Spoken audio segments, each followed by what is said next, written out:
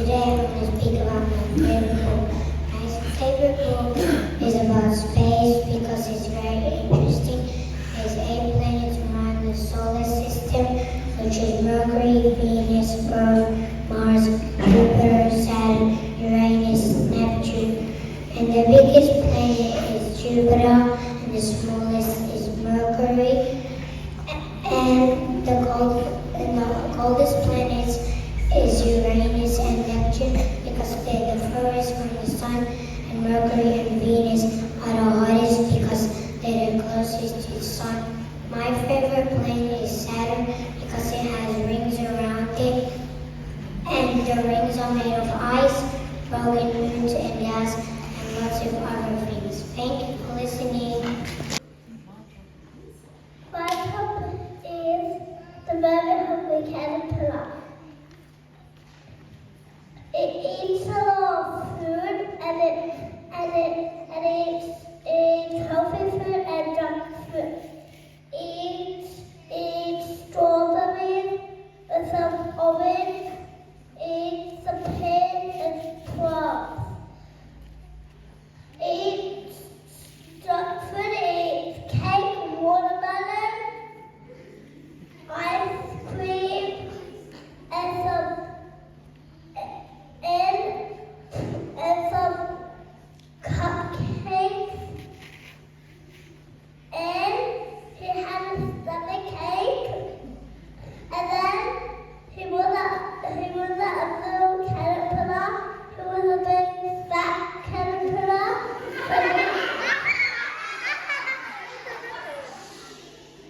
So he lived in a hole. He stayed there for 2 weeks, and then he lived in a hole, pushed the way out, and turned to a wonderful butterfly. Thank you for listening.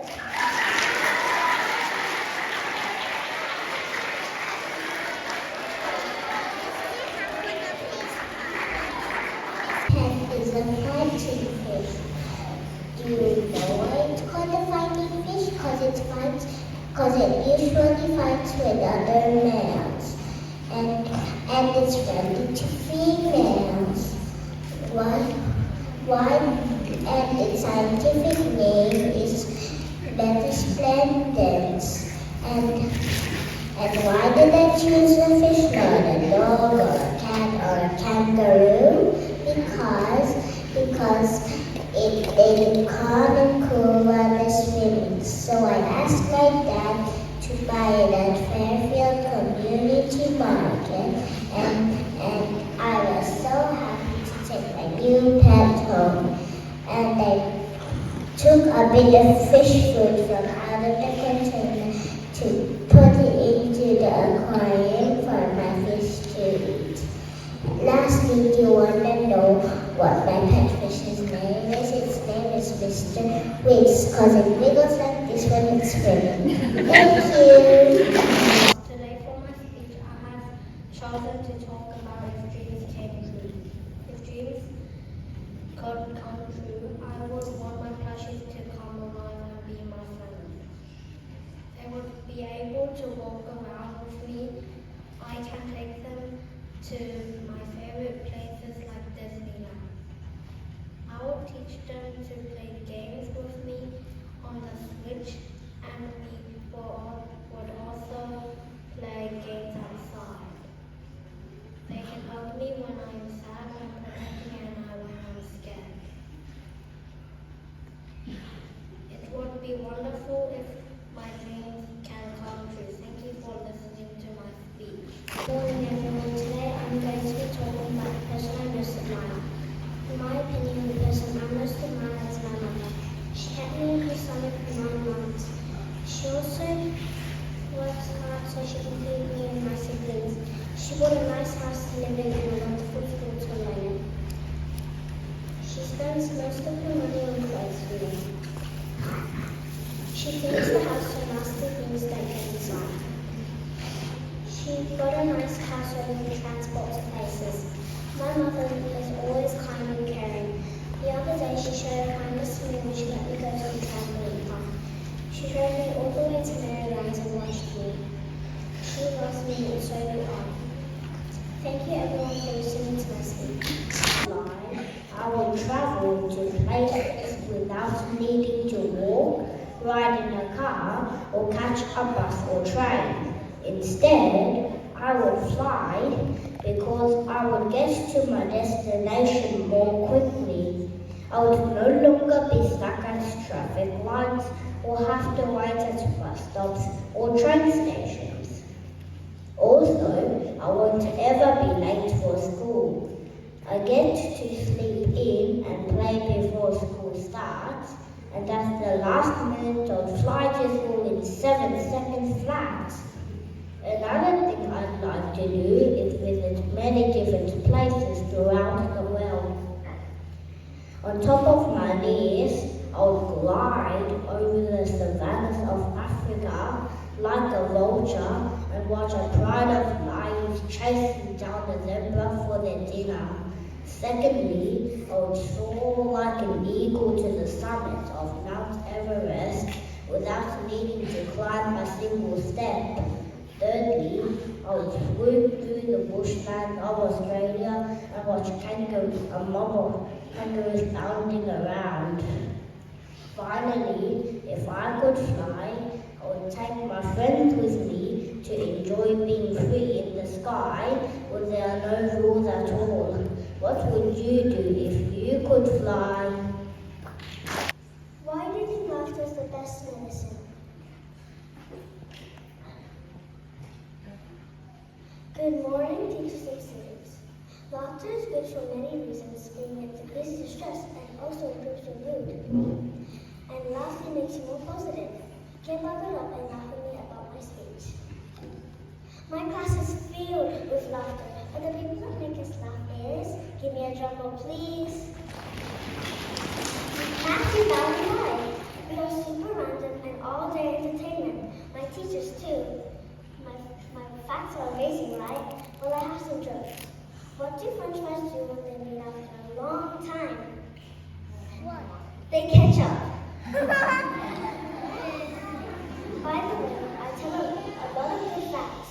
My class during this week again, Mrs. Luke's class is a vibe.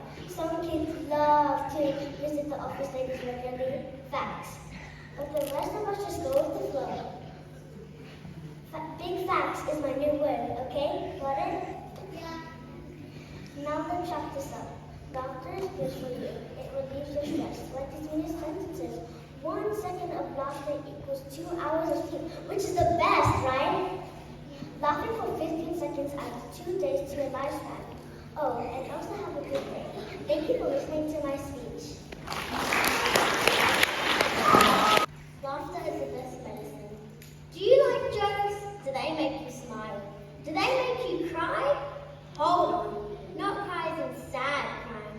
I mean, happy crying the stupidity of my friend's jokes. A laugh. A laugh can turn your frown upside down, get you from one mood to another. It is the perfect medication if you are feeling unwell. This sound can be heard in many different ways. For instance, a witch's cackle sounds completely different to a normal giggle, and a baby's chuckle is adorable compared to a bigger person's one. There are also other types of laughs. For example, a sarcastic laugh, ha ha ha, a loud laugh, a soft laugh, even a weird sounding laugh. Those are just a few types of laughs anyone can have. Do you ever wonder why you do laugh? Well, little messengers called nerves move around the whole body system sending signals.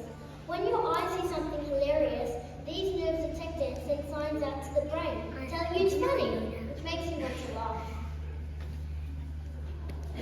Our parents or carers work hard to try to make you remedies and give you medication. Have you ever considered making someone laugh? I'm sure no one has, but it works 10 times better than all of the other treatment combined.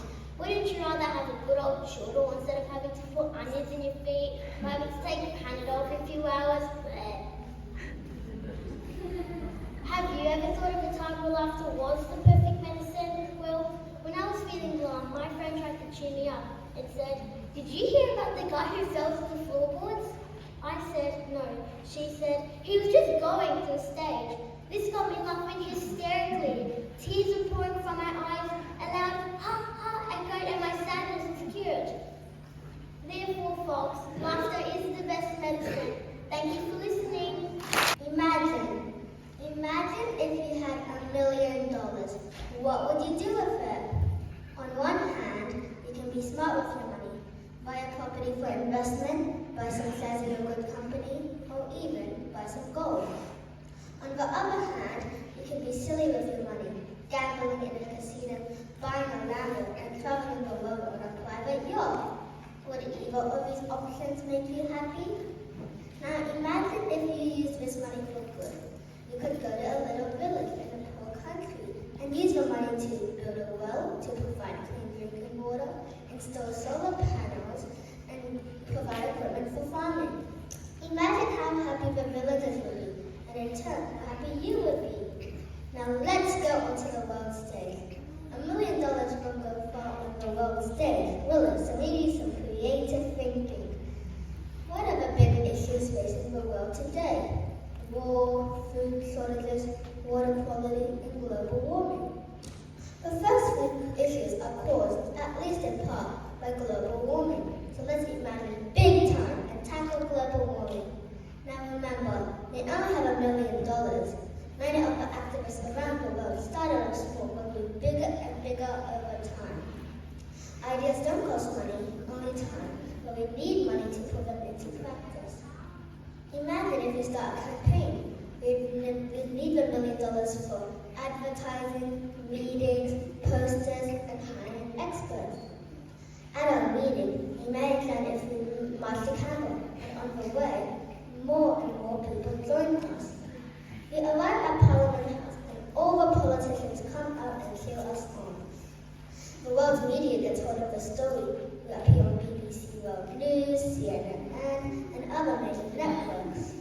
As a result, the United Nations passes a resolution aiming for stronger action on climate change. Now that is really imagining.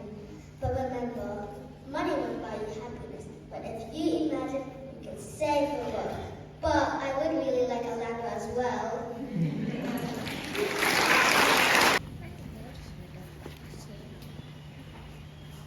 Wear your uniform. Stop. Go to bed. Clean your teeth.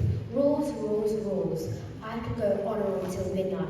Literally, I just got out of my mother's room and people were already telling me what to do. What are we? People with no freedom? Like, excuse me, but we have our own lives to live. Rules are supposed to harmonise our society, but don't you think that it is too much? I mean, simple house rules, use pack away your toys, or don't have bed random cupboards are common sense. But don't you think rules are taken a bit too far? Bedtime rules are ridiculous. I can decide what time I can go to bed. I'm not a baby. Why do we have to make our bed in the morning? It's not like you're going to sleep with the sheets still perfectly placed, are you? When we make our bed in the morning, it's just going to be ruined again when we go to sleep. All of that hard work is now ruined. School rules aren't so bad, but I'm pretty sure all of you know about the hands and feet to yourself rule. A lot of kindergarteners can be vexed at this rule, believing one and can't touch each other in class. It's not they're going to punch anyone. I hope not. At home, we can have rules telling us what to do what at what time. For instance, homework. Most of our parents would tell us to do our homework as soon as we get it. But does it really matter if we don't do it on the correct days? As long as we hand it in on time, I think we're going to be good. It's not like our teacher, Mrs. Ferreira, is going to hunt us down and tell us to do our homework on the correct days, right? At dinner, don't you see that the parents pick the children to clean the table? It's not our house, so why do we have to clean some of the messes, even ours? Well, my dad is going to clean the table. Almost half the table is full of your homework. Where am I supposed to put it? On the floor? Do you think that it is fair to clean up people's mess when they don't even clean up theirs? I mean, once in a lifetime, you've got to feel like Cinderella. Do you agree with me? Do you think there are way too many rules for kids? Way more than they can handle? Yes.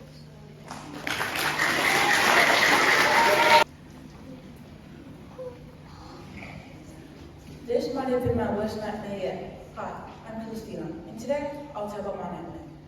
So my dream started off like any other, pretty normal, right? But no, it would turn to the exact opposite. So I was walking along this road and came across two signs. One said fun road and the other said scary road. So I said, well, I picked the scary one. It didn't look that scary. The sign was colorful, so yeah. I was walking, then realized something. It got darker so quick, like seriously, like every time I blinked, it got darker. It got so dark to the point I couldn't even see anything. So I carefully walked and put my hand out before I bumped into something. And as I was walking, I fell into a hole deep, deep, deep down. As I felt like forever, we came to the ground. I didn't feel any pain. I had scratches on my body. I got up, looked around, but couldn't see anything. As I sat hopelessly waiting for a sign, a note fell from the sky. It read, "Be careful, you don't know what lies in the dark." That gave me goosebumps. That made me look beside me and behind me every few seconds. I kept doing that until I decided that there might not be anything out there. So I stopped, lay down, and watched the dark sky. Then all of a sudden, a gush of wind hit. I got up and looked behind me, and there was this faded light shining something. I looked where it's pointing, and there's a figure. The next time I blinked, it disappeared. Oh, hell no. It's like those scary movies. Like the next time I blinked, I'm dead. So I tried my very best not to blink. I almost blinked, so I got my hands and kept them away from each other. I was doing very good until a gush of wind hit again. No, I blinked. Is there going to be a jump scare? Am I going to die? But no. I kept blinking like a weirdo until I forgot how to blink, but nothing. I survived. I did it. I'm still here. But little did I know, it's to not celebrate early. A ring of fire surrounded me and it was quickly shrinking. As it came closer and closer, I could feel the scorching heat coming towards me, and you guys know what heat feels like, right? As it came closer and closer, I woke up. Just as I put my arm out, I felt something grab. It was my parents, because they were at work, so probably my sister. But the thing is, I don't have a sister. Making you late, not listening, and leaving your bedroom door open when they leave your room. Does this ring a bell? Siblings. Most of us here have siblings, and they can be your worst nightmare. Put your hand up if you have siblings. Now, put your hand up if your siblings are annoying. Imagine your sibling invading your privacy, being noisy and misbehaving. This is an absolute nightmare. Honestly, I cannot tell you how many times my siblings have done this to me. I wish they could be more like me. More mature, more responsible, and taking care of things. All they do is get comfortable, eat, and try to make my parents and I angry. We all have that one sibling that's way crazier than average. The one that talks on the phone loudly, the one that yells instead of whispering, and the one that wakes everyone up on weekends. My sister has her own language, and it's basically gibberish. She wakes me up every morning with it. She yells and teams up with my brother too. It's like they're living in their own universe. Siblings are a nightmare. When was the last time you were trying to do something without your siblings interrupting you when they did? When was the last time your siblings did something just to annoy you? From the article on parents.com, they said, simply by being the first child, the older sibling will naturally be raised with a mixture of instinct and trial and error. This often causes parents to become by-the-book caregivers, who are extremely attentive and stringent with the rules, and are overly neurotic about the little things. This parenting style, in turn, may cause the child to become a perfectionist, always striving to achieve the goals. Some traits of the firstborn child are reliable, structured, cautious, controlling, and achievers. They also said when a second child comes along, parents might raise them with less of an iron fist due to their previous experiences. They might also be less attentive because there are other children in their lives now. Therefore, the middle child is often a people pleaser due to the lack of attention they get with their parents compared to the older siblings and younger siblings. The middle child often feels left sense of, well, I'm not the oldest sibling, I'm not the youngest sibling, who am I? Says Wallace, this sort of heretical floundering leads middle children to make their mark among their peers. Since parental attention is usually devoted to the firstborn or the youngest of the family. What more? Middle children are the toughest to pin down because they play off their older siblings, says Dr. Lemon. In general, middle children tend to possess these traits. Somewhat rebellious, thrives on friendships, has a large social circle, and a peacemaker. Another point the article made is that the youngest children tend to be the most free-spirited due to their parents' increased laissez-faire attitude towards parenting the second, third, fourth, or fifth time around. As a result, the baby of the family tends to have these traits: fun-loving, uncomplicated, manipulative, outgoing, attention-seeking, and self-centered. As you can see, the order of the birth can determine how much of a nightmare you are. Even though our siblings are nightmares with bones, skins, and muscles, they're still our siblings, and we love them most of the time.